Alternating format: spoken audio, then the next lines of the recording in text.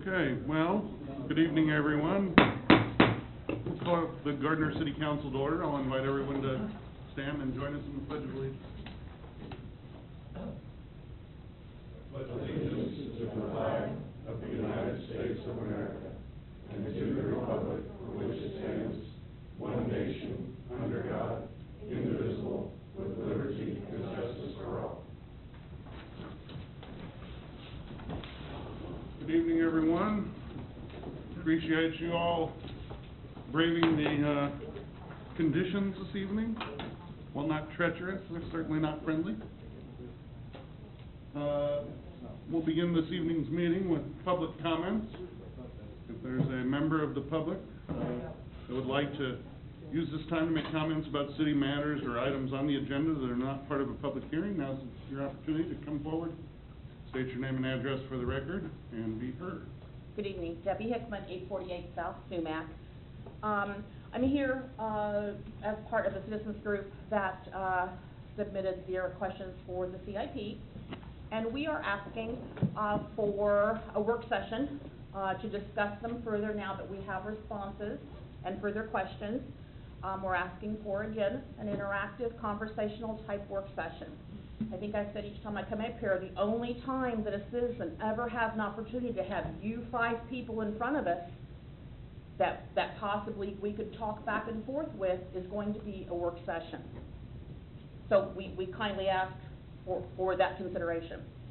Next, we're going to ask that we get support from our council members who can possibly have this brought up for discussion. We would love to have work sessions, the format automatically be an interactive type of scenario where comments can go back and forth and a discussion and a conversation can be had.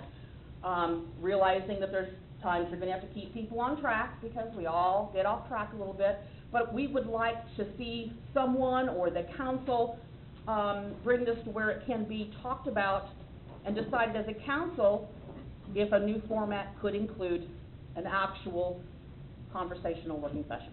Thank you so much. Thank you, Debbie.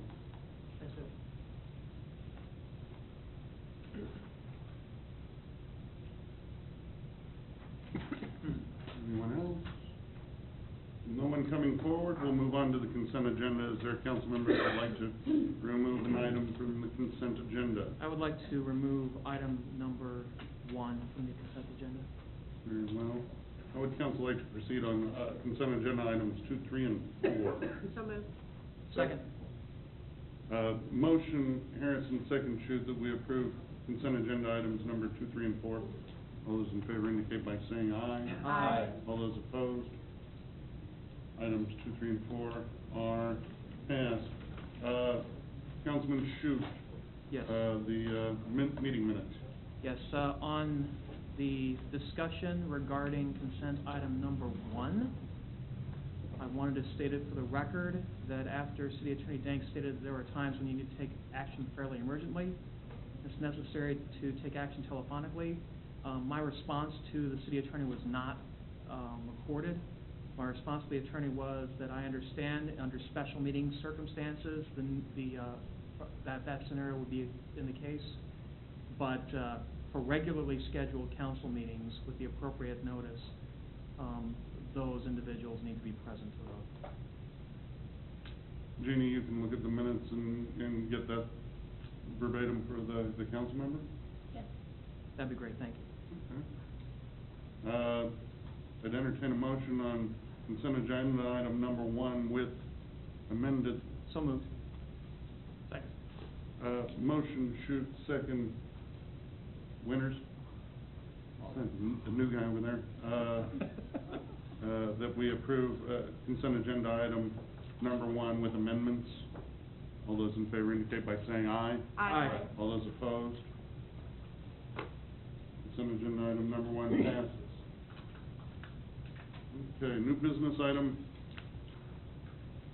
number 1, consider adoption of an ordinance approving amendments for Chapter 18-160 of the zoning ordinance regarding adding provisions for an application for a potential reduction of the parking standard in C1 district. This will be ordinance number 2467. And Brian Fest, good evening. Thank you, Mayor. At the October 6th council work session, the council discussed a possible text amendment to allow for reduced parking. Under theme 2 of the Clarion Targeted Zoning Ordinance Assessment Report was a recommendation to provide flexibility in meeting parking standards. As staff is proposing, section 18-160-05 to be added to the parking and loading requirements, outlining standards for a parking reduction. The proposed amendment is an administrative reduction of up to 40% of the required parking for property zone C1, which is central commercial district only. In the map before you, C1 basically mirrors US 56 or Main Street, right around center to point east. So C1 is located along 56. Administrative approval of reduced parking requirements in our downtown area and along Main Street will help encourage startup and new stores to invest locally, which will help revitalize the area. At the November 18th Planning Commission meeting, a public hearing was held to consider this change to Chapter 18-160. There were no interested parties in attendance. The Planning Commission voted 6-0 to forward the proposed amendments to the City Council with a recommendation for approval. With the caveat that we had originally a proposed language that contained the word substantial, and they requested that substantial be removed, and staff did make that change to the proposed language, and it is reflected in the ordinance. And it's not just, you just say 40%. We do have some criteria for that, listed in the amendment. A parking study documenting a reduced need for parking, list and schedule of activities generated or generating during peak demand, a site plan and on-site parking space counts, and a description and count of available on-street parking would be required before we can make that determination. And again, it only applies in C1. So staff recommendation would be to adopt ordinance 2467, approving amendments to chapter 18-160 of the zoning ordinance. Very good, thanks, Brian. Public comment regarding new business item number 1. Anyone present wanting to discuss new business item number 1? No one coming forward. Questions for Brian regarding new business item number 1? Just a really quick one, Brian. If we could scroll back to the last slide by any chance, just that shows the requirements on screen. Item number A, a parking study. Is that, I'm just curious, is that a professional, is that study that they would have to contract out to have to be completed? And an understanding of how extensive that study would be, and maybe, I know it's a shot in the dark, but a cost of what a study like that would be to a small business owner. Michelle, would you know on the cost? Typically, it'd be something that we would want a professional to do. I mean, just can't come up with something, but honestly, I do not know the cost.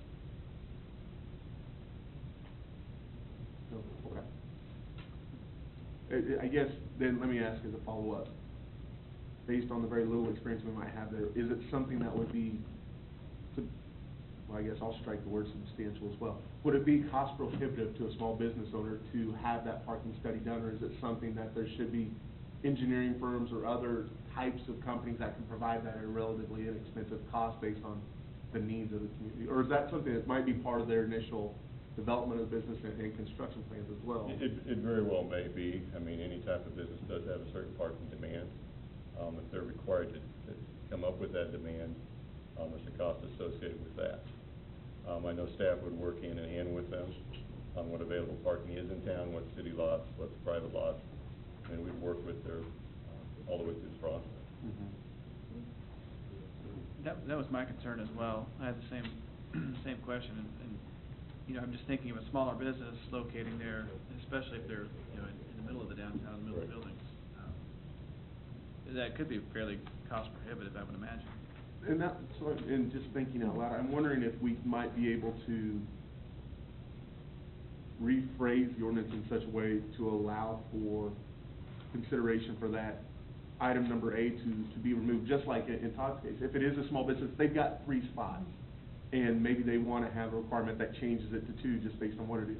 They don't need to spend $5,000 for us to consider whether they can have a reduction from 4 to 3 or something to that case. So I don't know if it's possible for us to write in where an exception might be made. You know, I don't know what Michelle's position would be on this, but I mean, if it's a really small business that needs 4 or 3 and Right. a reduction of 1, I mean, the other part of this list and schedule of activities generating peak parking demand. I mean, we could, if it's in the evening hours, that's one thing. If it's, you know, different times that we can look at that. If you would like to change the wording on that, that'd be fine. I'm kind of in agreement with both Heath and Todd on this one. I think that the parking study itself might create an undue burden.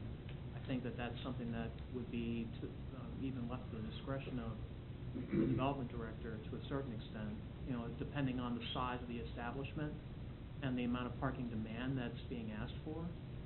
I mean, does that make any sense?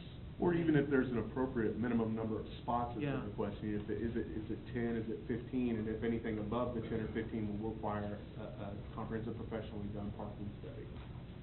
I don't know what that number is, Ryan, so I'm throwing this out there. I apologize for Yeah. catching you off guard with that, but that might be a way to look at it if it's appropriate. Or is that more work than's necessary for something like this? I guess Sure. my question, well, sorry, go I ahead. was gonna say, sure. What if you I mean, so if you can walk me through, so like you have Extreme Cupcakes, right, Mhm. that just went in down here. They have no parking. I Right. mean, theirs is all street parking. So what would be the difference between a business going in like that versus, I mean, I don't know of any business that has their own parking downtown. I mean, I guess that's where I'm confused as to what we're at. I mean, the pharmacy does, Right. but But depending on what the business is, we look at the square footage of floor space, and what our code requires is if you have this many square footage in this type of business, this is how many parking spaces you shall have. And that won't be necessarily realistic downtown. But if, you know, we have a city lot, we're behind where the old city hall used to be. Mhm. We have a lot of parking in the downtown area, and so if we can work with them on whether it's on-street or off-street parking, kind of come up with something. So we would only require this if a business has their own parking, or is this more of us to assess the parking requirements on our existing parking? So if a business comes in and depending on the square footage and the type of business, there's a certain parking requirement that they have to meet. And in the downtown area, like you said, mid-block, and there's very limited parking associated with that. We want to encourage businesses to be able to locate here. Like a new business that's coming in for a slide and a plat and all that. You're not saying somebody that's just renting a space. No, I mean, if that's any business downtown. It's rental property, anything that's, yeah. Yeah, and I know that some of those places on the north side of Maine, there's no parking there at all, not even street parking is available. And if we were to enforce that as we currently would, or go through that process that we currently do, that's a fairly extensive process. Right now, is it a variance? Requires a variance to go before the BZA, and this would be an administrative process. Yeah.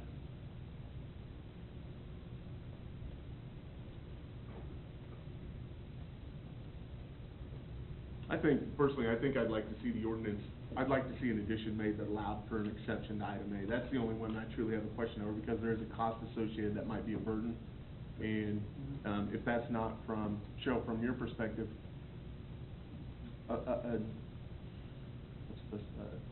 just a burden upon staff to add that sort of thing in, or from just a policy governance perspective, then I think that might be an appropriate way to look at it, and ask for that to be brought back.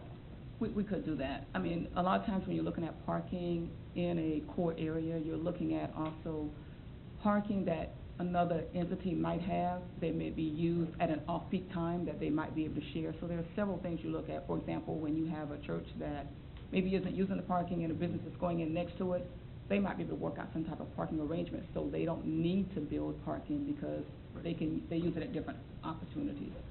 So clearly, we could maybe list this where we're talking about the request for reduced parking may include, our staff will evaluate what's necessary, and then these will be some of the things that we look at, but not necessarily require them, if you would like to do it that way. I think that's great.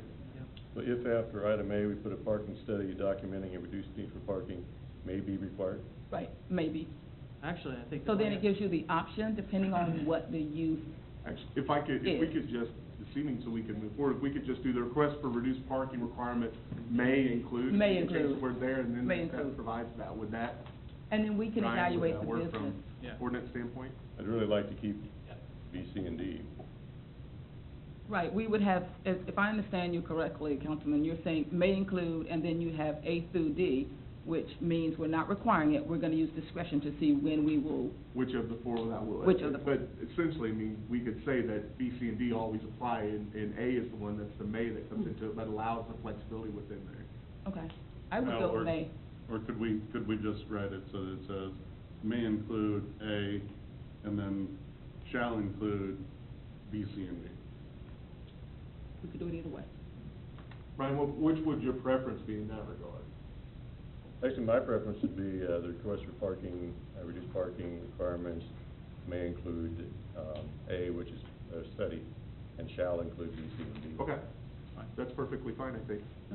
So, And if we were to do that tonight, that's a change of what the planning commission, forwarded, so we'd need a motion that would include that and a 2/3, vote from the council.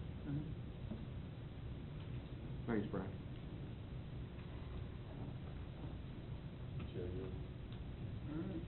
Any other questions, or is there a motion on ordinance number 2467? All right, I move that we approve new business item number 1 with the following changes. The statement, the final statement, the request for reduced parking requirements may include, item A, a parking study documenting a reduced need for parking, and shall include items B through D. Does that work? Right. Awesome. A motion, Freeman, second, Shoot, that we approve, well, we adopt ordinance number 2467, approving amendments, chapter 18.160 of the zoning ordinances, with the amended changes noted.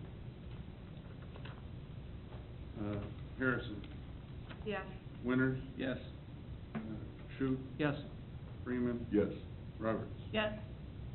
Ordinance number 2467 passes. New business item number 2, consider adoption of an ordinance approving amendments to chapter 17.10 of the subdivision regulations to add standards and process for a replat. This will be ordinance number 2468. Brian, take it away. Okay, thank you, Mayor. At a recent city council work session, the council did direct staff to propose changes to the subdivision regulations to allow for administrative approval of minor land divisions and adjustments to platted property. The current regulations provide for lot splits to be approved administratively by the community development director. All other land divisions, such as moving a lot line or consolidating lots, requires a subdivision plat to be approved by the planning commission with acceptance of easements and right-of-way by the governing body. Kansas Statute 12-752 provides for minor land divisions and replats to be approved administratively, provided the land division or consolidation does not involve the acceptance of easements and right-of-way. Administrative approval of minor land divisions and replats does help encourage development, and it will shorten the review process. Proposed language to added is actually added section 1710.085, and it adds an administrative process to adjust lot lines as long as no easement right-of-way are proposed to be dedicated or vacated. At the November 18th Planning Commission meeting, a public hearing was held to consider these changes. There were no interested parties that spoke, and the Planning Commission voted 6-0 to forward the proposed amendments to the City Council with a recommendation for approval. Staff would recommend adopting ordinance 2468, approving the amendments to Chapter 1710 of the subdivision regulations. Very good, thank you, Brian. Public comment regarding new business item number 2. Anyone interested? With no one coming forward, questions for Brian regarding new business item number 2?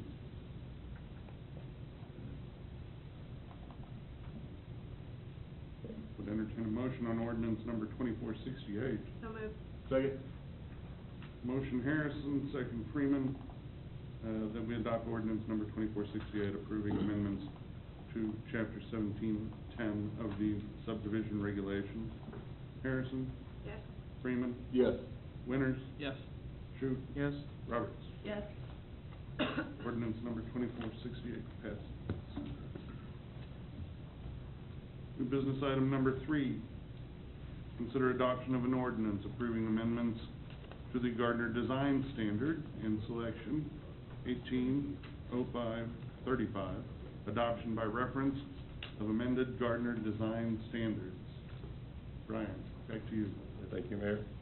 On October 6th, the Gardner City Council held a work session to discuss potential text amendments in support of economic development. It was recommended that 1- and 2-family residential dwellings be considered for an exemption from the Gardner Design Standards.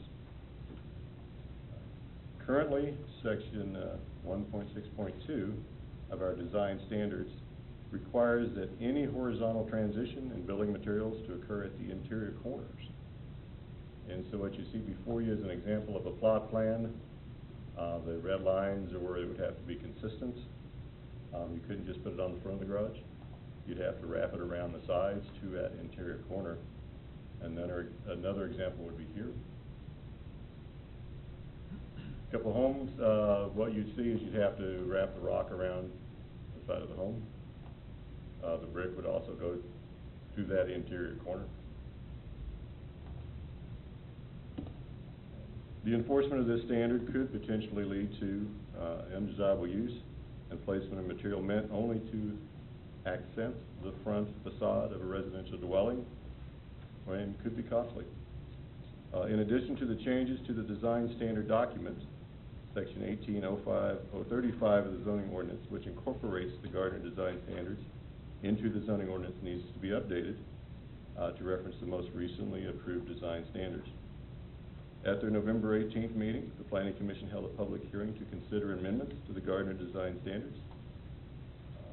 The Planning Commissioners in attendance voted unanimously to forward the amendments to the City Council with a recommendation for approval. During preparation of this ordinance, staff discovered that the Commission's motion, as stated, contained the incorrect section number associated with the proposed text amendment to the Gardner Design Standards. Section 161 was mistakenly stated in the staff report and the Commission's motion and should be corrected to reference section 1.6.2 instead. And this change will need to be approved by 2/3 vote of the governing body. And so staff would recommend adoption of ordinance 2469. 2469. Approving amendments to the Gardner Design Standards and section 1805-035, adoption by reference of the amended Gardner Design Standards. Thank you, Brian. Public comment regarding new business item number 3. With no one coming forward, questions on new business item number 3 for Brian? I just want to make sure I understand completely. If we go back to the sample images, Jeannie, I'm sorry. Under the new ordinance, this would or would not be allowed? This is fine. This is fine, okay. As well as this one, this is fine. Excellent, That's what I needed done. Anyone else? Otherwise, I would entertain a motion on ordinance number 2469. So moved. Second. Motion, Shute, second Harrison, that we adopt ordinance number 2469, approving amendments to the Gardner Design Standards in section 18.535, adoption by reference of amended Gardner Design Standards. Shute, Yes. Harrison, Yes. Roberts, Yes. Freeman, Yes. Winters. Yes. Ordinance 2469 passes.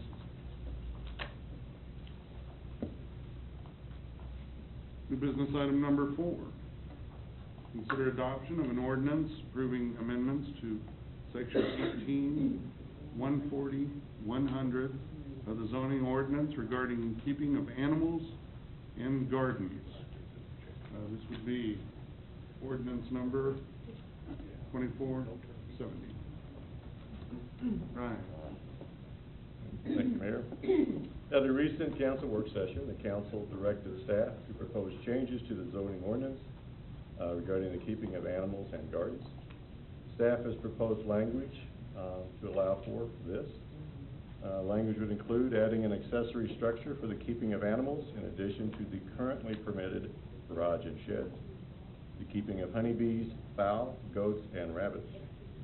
Clarification on the keeping of animals on lots smaller and larger than 3 acres, and standards and an administrative approval option for the keeping of animals on lots less than 3 acres. In addition, language on where gardens can be located and how much of the lot can be covered by the garden has been added. Subsequent to the public hearing, there has been discussion on garden setbacks that were proposed at 3 feet from the property line. Staff used 3 feet for a number of reasons, and those included it provides room to walk around your garden while staying on your property, provides for a small grass buffer to capture dirt runoff from the garden before it enters an adjacent property, and many yards, rear yards and side yards, contain a drainage swell that carries stormwater through the subdivision. When work is done in the drainage swell, it tends to mess up the flow. Gardner is fairly flat, so drainage is always an issue. With that said, if someone does have a fenced yard, we would not enter the yard and measure the setback, and that we would be okay with the garden going to the fence line. At the November 18th meeting, the Planning Commission did hold a public hearing to consider the amendments. There were no interested parties that spoke. The Planning Commission voted 6-0 before the amendments to the City Council with the recommendation of approval with changes to the proposed language. The standards for certain animals when permitted on large lots and small lots, and to specify chickens and fowl of similar size. There was some discussion on some possibilities from rather large birds. So it was defined as chickens and fowl of similar size, as opposed to all fowls on lots smaller than 3 acres. Staff did make the changes to the draft language as directed by the Planning Commission, and the changes are reflected in the ordinance. It would be staff's recommendation to adopt ordinance 2470, approving amendments to section 18, 140, 100 of the zoning ordinance.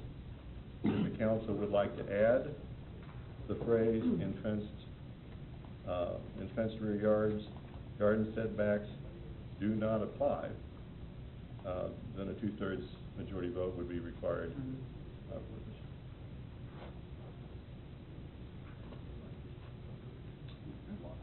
Brian, thank you. We would open up the floor for public comments regarding new business item number 4. Is anyone, and we have someone coming forward.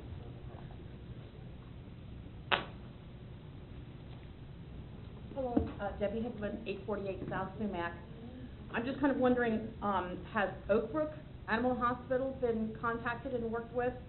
And is the dog catcher, cat catcher kind of guy going to be a chicken catcher now? I mean, I'm being realistic, I'm being serious here. Have we plans for them being loose and how we're gonna handle it. Is Oak Brook set up to take care of chickens?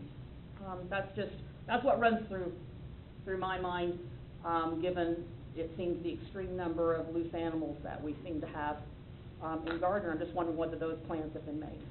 Thank you. Thank you, Debbie. Anyone else? I don't actually care, Denidre Thompson, well, Herbert, 223 West Main. I don't actually care about the chickens, but I'm a little confused about the gardens. Nobody made that request, so now you're just gonna start legislating more stuff because somebody wants chickens. So now you're gonna come to my backyard. I know my garden is not 3 feet from the line. It's actually not my yard, it's in the neighbor's yard, but it's not 3 feet, three yards from the line. And actually, the drainage there is wrong anyway, because the alley was originally supposed to do drainage, and you guys just keep putting gravel on top of it. I mean, they built it 100 years ago, so that was how it was supposed to work, and they're not doing that anyway, so I don't think that's a good argument. And I think you should be careful about legislating stuff that somebody's gonna have to enforce. That, do you want somebody shot over their garden? I don't, that's all. I don't like the garden. Thank you, Demetri. Anyone else? We've got someone else go. Lee Moore, 521 East Dogwood Street.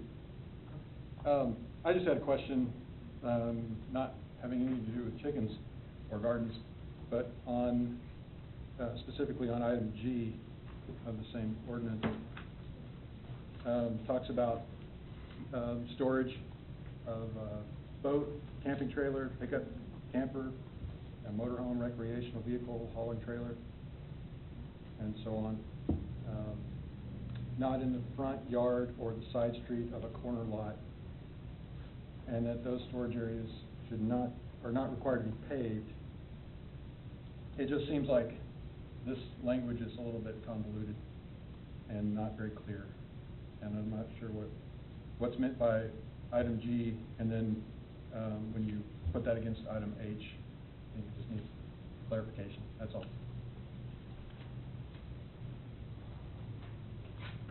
Thank you, Lee.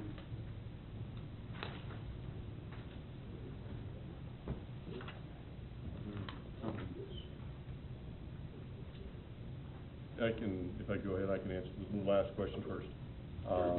At the work session on December 2nd, staff received some additional direction on parking of trailers and campers. That language is going to the planning commission tomorrow night, and we'll be bringing that back before council, probably the first or second meeting in January, for some additional clarification on that. This is the existing language, it's not the changes we discussed. Yeah, we're not changing anything as far as G in this one. And as far as the gardens, the discussion at the work session, there was nothing in the ordinance specifically said you could have a garden.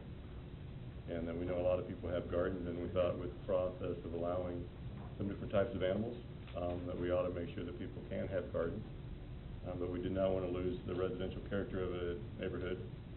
We did provide for 80% of the rear and side yards, but we did put in a limit of 20% of the front yard.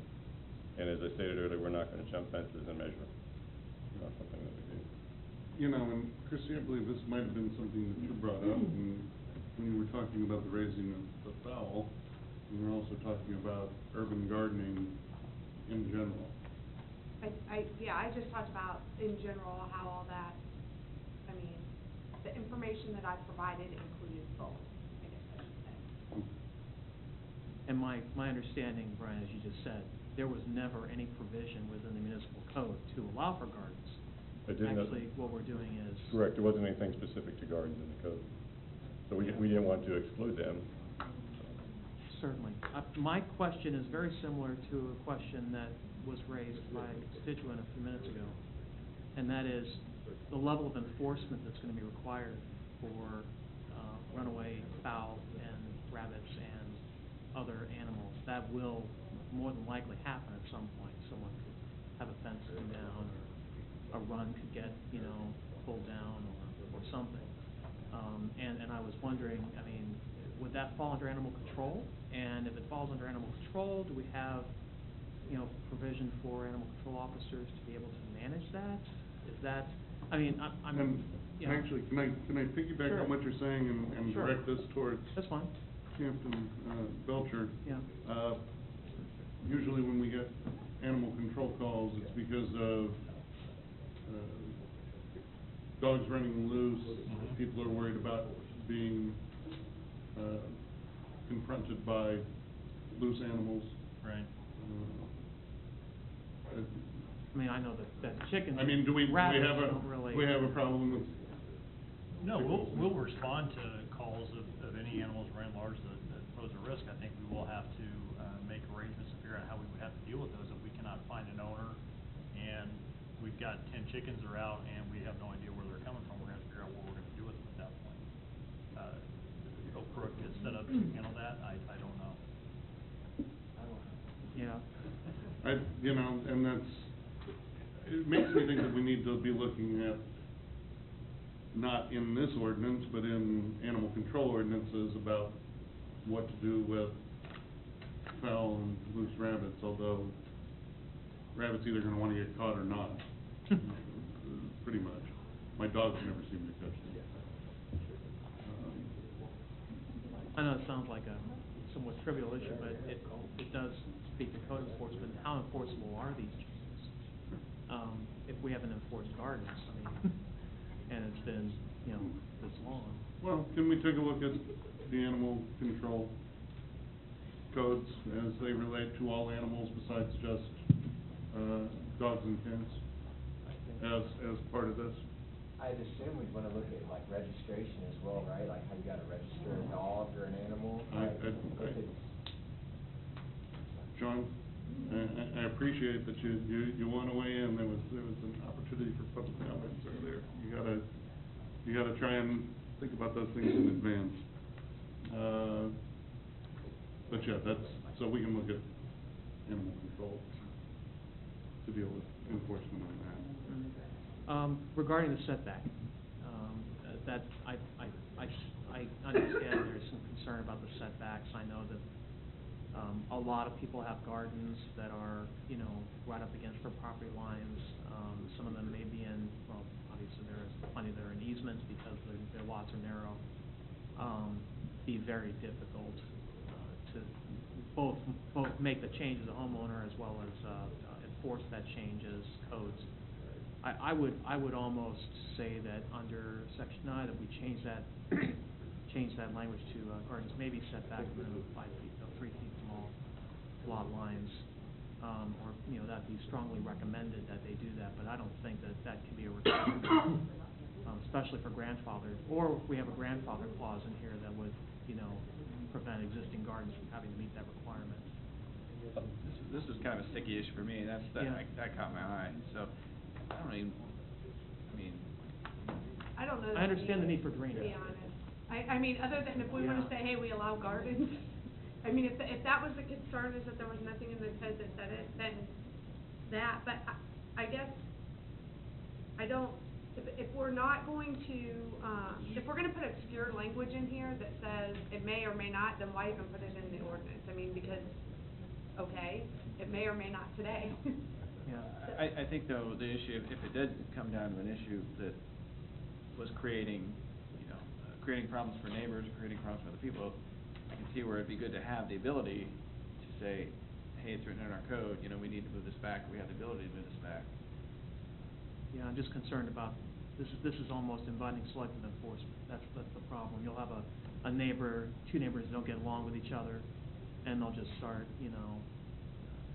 doing this kind of tit for tat type of thing. And I understand that with these things that are so difficult to enforce in the first place, you're gonna be relying on complaints to, to do enforcement. I just thought that was somewhat trivial, but.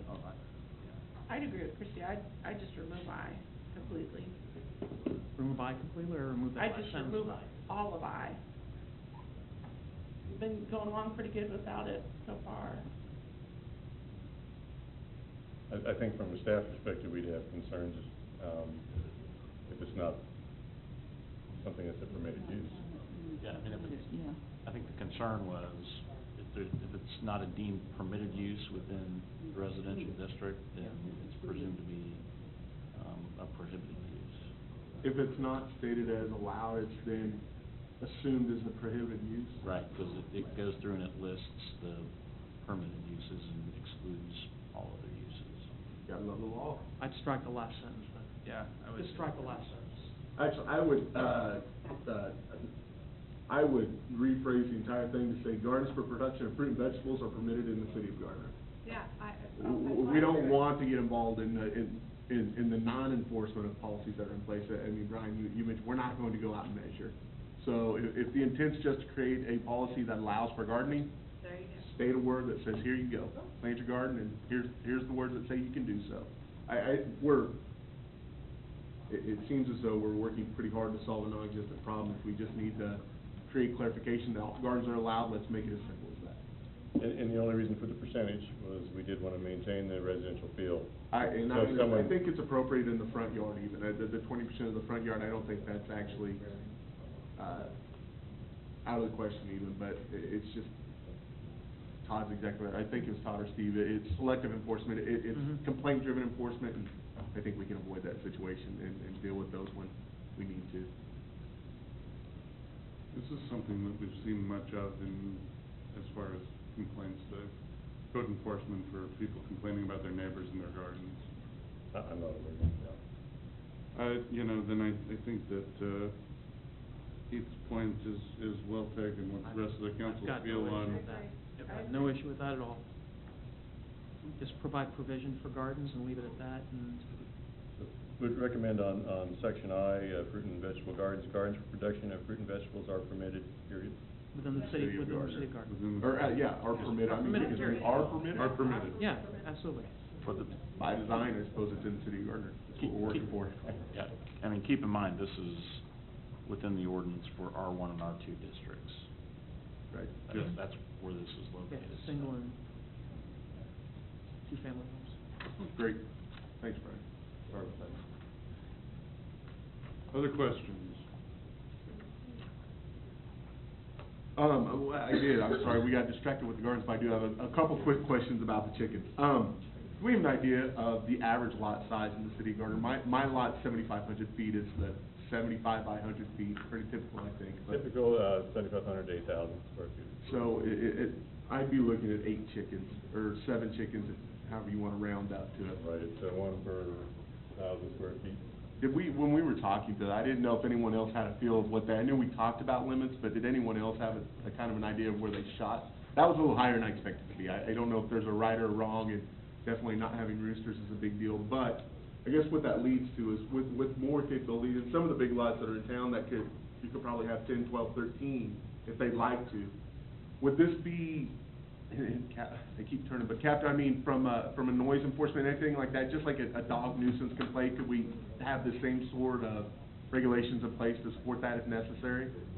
Meaning if we could start to get. Someone says, hey, these neighbors' chickens are too loud, just like their dog's always outside and won't stop barking, they could call in and you could pay a visit and do the same sort of things you would with a dog nuisance or anything else? Yeah, It would apply in the same regards, even though it's, yeah, I mean, if it got to the point where somebody wanted to sign a complaint on somebody because their chickens were too loud or something, that would be something we would have to deal with the courts and go through the court process on that. right.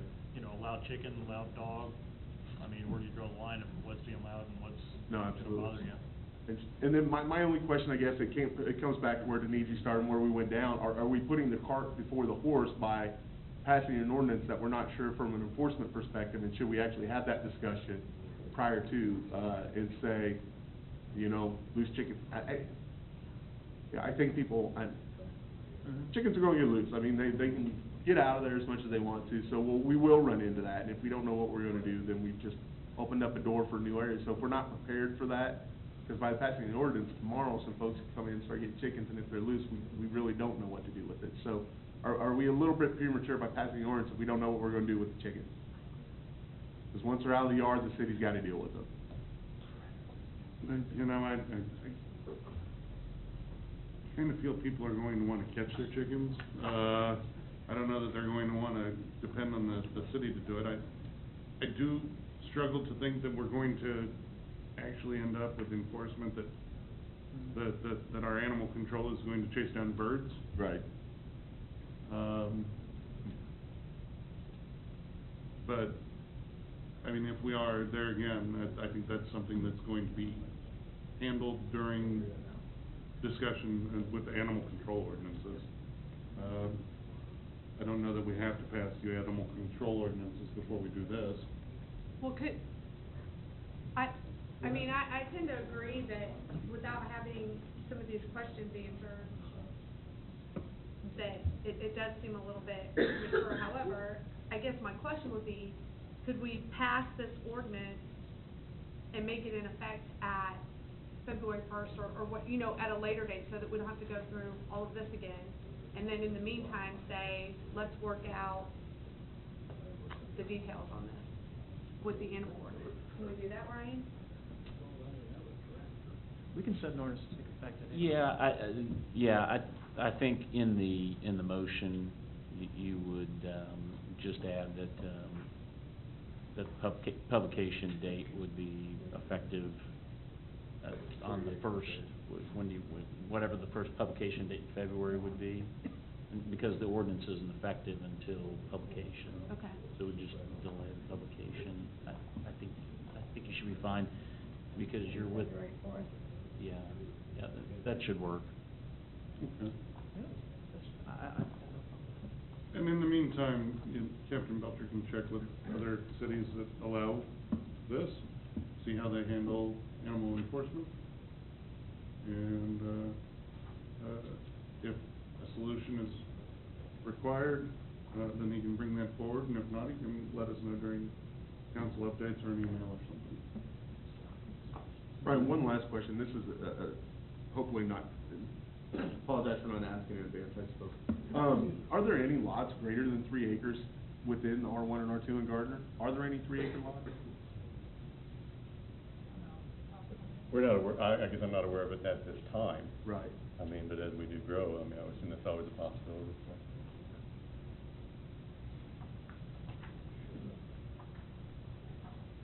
I think what we have currently is changes to the language in section I and a publishing date of, I think, Jeannie, you said February 20th, 2015? And unless somebody has anything else, I'd entertain a motion on ordinance 2470. Move we approve 2470 with the amended language. Second.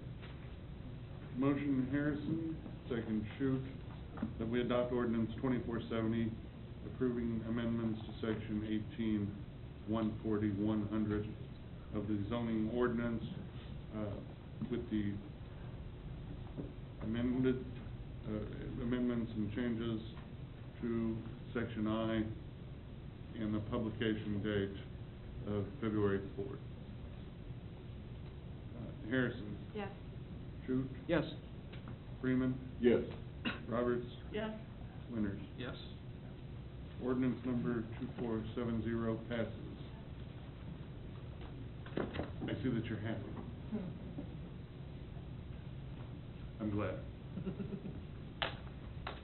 Congratulations, young lady. You're gonna get some chickens, but it's not until February, but that would be like frozen chicken. Yeah. At this point. I'll let them buy a little bit. I get all my chickens. Very good. New business item number 5, consider adoption of an ordinance approving an amendment to section 18-185-280 of the zoning ordinance regarding a concurrent submission and review of preliminary and final development plans. This would be ordinance number 2471. Brian, we're gonna have to get you a stool. Up there for a long time tonight. And thank you, Mayor. At a recent council work session, the council directed staff to propose changes to the zoning ordinance to allow for concurrent submission and review of preliminary and final development plans. Under theme 1 of Clarion's targeted zoning assessment report, there was a recommendation to allow for concurrent approvals.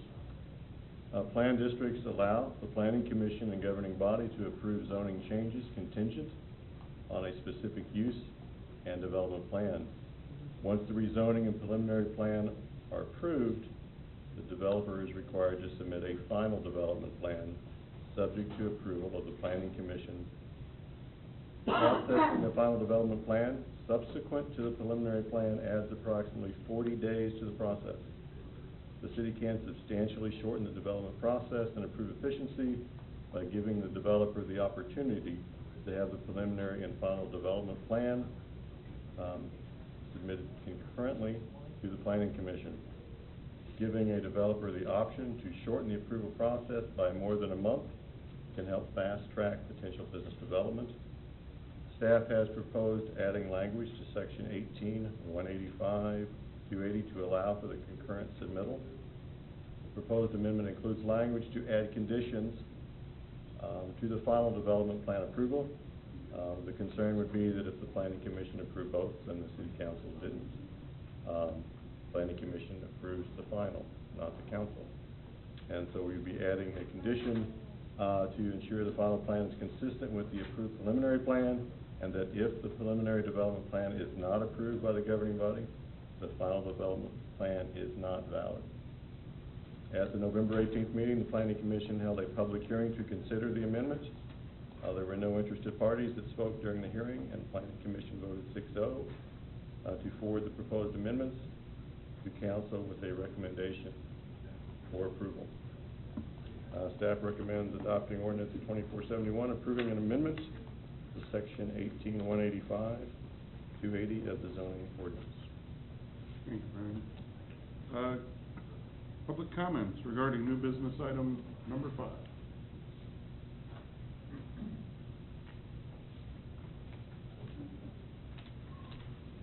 With no one coming forward, questions for Brian regarding new business item number 5?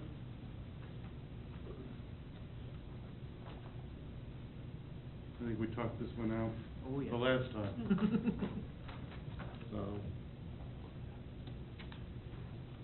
if not, I'd entertain a motion for ordinance number 2471. I move that we approve or adopt ordinance number 2471.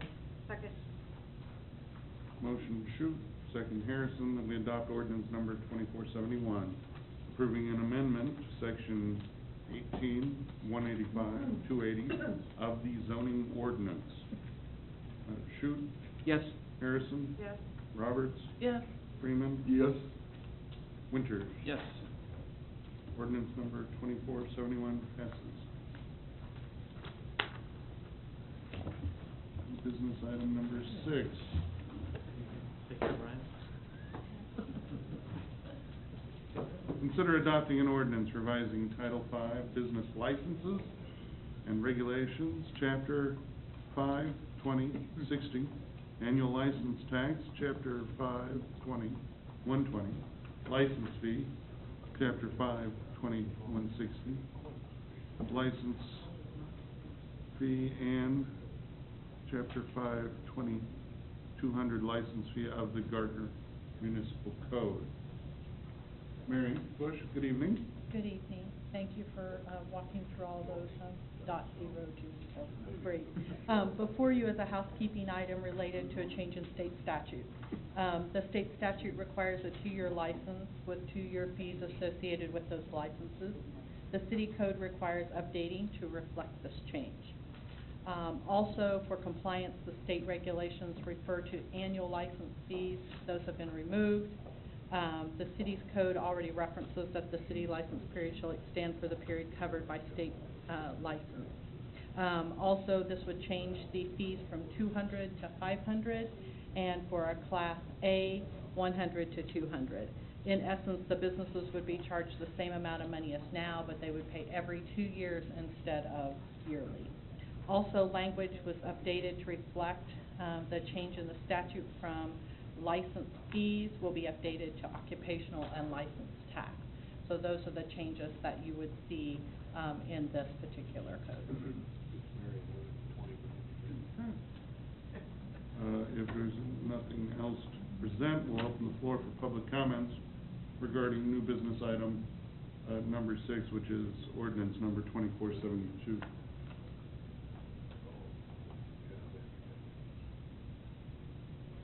No one coming forward. Questions regarding ordinance number 2472? Ryan, I'm just gonna get some, clarification. I'm assuming this is just to make ourselves conform to statute, because this is not something that is, non-conforming between, as a state statute, correct? Right, I mean, as It's Mary, uniform. right, as Mary stated, as Mary stated, the state statute changed from the annual renewal to the biannual. Yeah. Obviously, less, kind of administrative red tape. You come through once every 2 years rather than every year, so. Sure, and this just is reflected to. Yep. To make sure that we reflect the state statute. It tracks exactly the state statute. Yep, that's what I read, but I wanted to make certain. Thank you. Any other questions? If not, I'd entertain a motion on ordinance 2472. So moved. Second? Motion Harrison, second Freeman. We adopt ordinance number 2472, revising Title V, Business Licenses and Regulations, Chapter 52060, Annual License Tax, Chapter 520-120, License Fee, and Chapter 520-160, License Fee, and Chapter 520-200, License Fee of the Gardner Municipal Code. Harrison? Yes. Freeman? Yes. Roberts? Yes. Winters? Yes. And Shute. Yes. Ordinance number 2472 passes.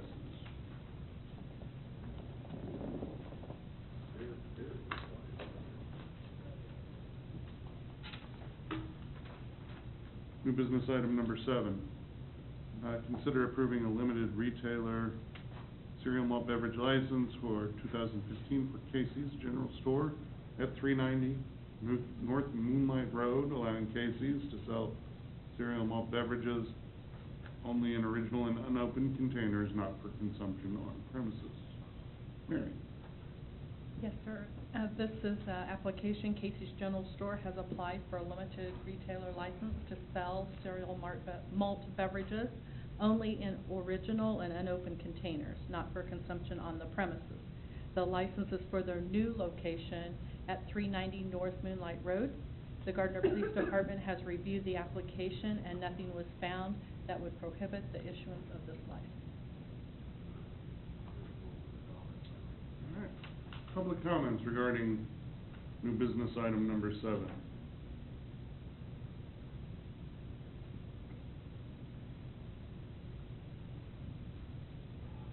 No one coming forward. Questions for Mary regarding new business item number 7?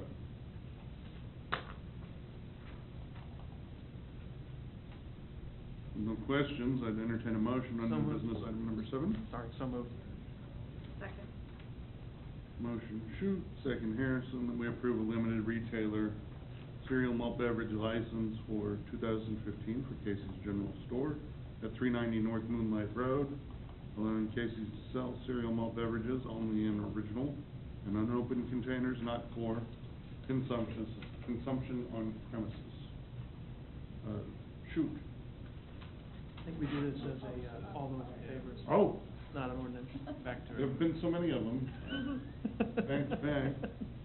No worries. Well, and it's funny, we've got council president, former council president, council vice president, that's people to keep the mayor straight, so. With that being said, all those in favor indicate by saying aye. Aye. All those opposed? Casey's can sell cereal malt beverages.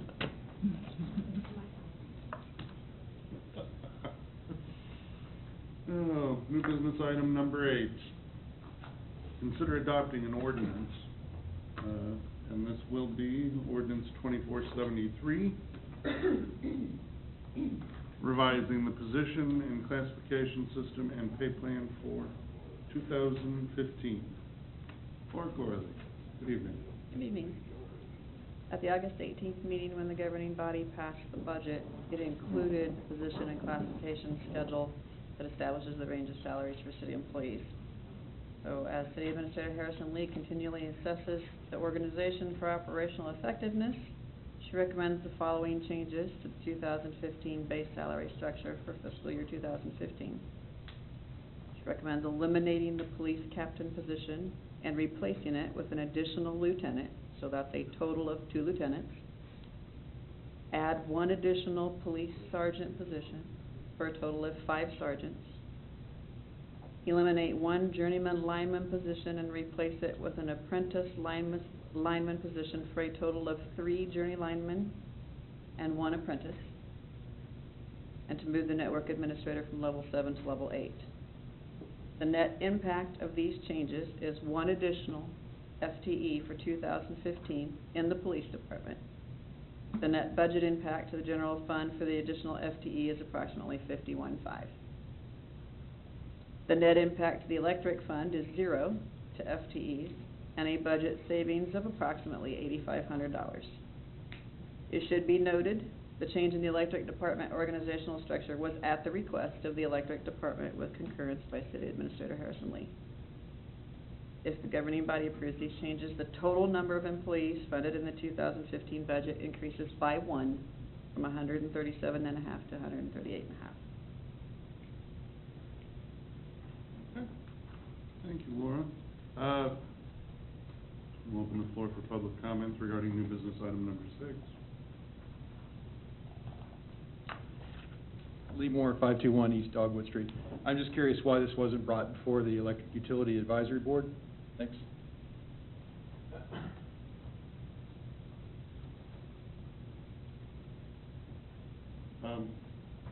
I know this was, Cheryl, it says that Laura was saying that this was in, should be noted, the change in the electric department organizational structure was at the request of the electric department with concurrence. Was this from previous, or was this from David Green? This is from the supervisor there, Bruce, and David Green concurs with his request. Okay. So, when Bill brought this before you, what was the driver behind that to change the way the position structure was? I'm sorry, Bruce? Bruce. Bruce. Basically allowing them to hire someone at a lower level, train, and create perhaps a promotional opportunity for them as they stay with the city. So basically, they're looking to save costs, get someone that's right out of school, and train them. I think Lee's point's well taken. Maybe this is something that should have been reviewed by the Electric Utility Board. I'm not sure that we need to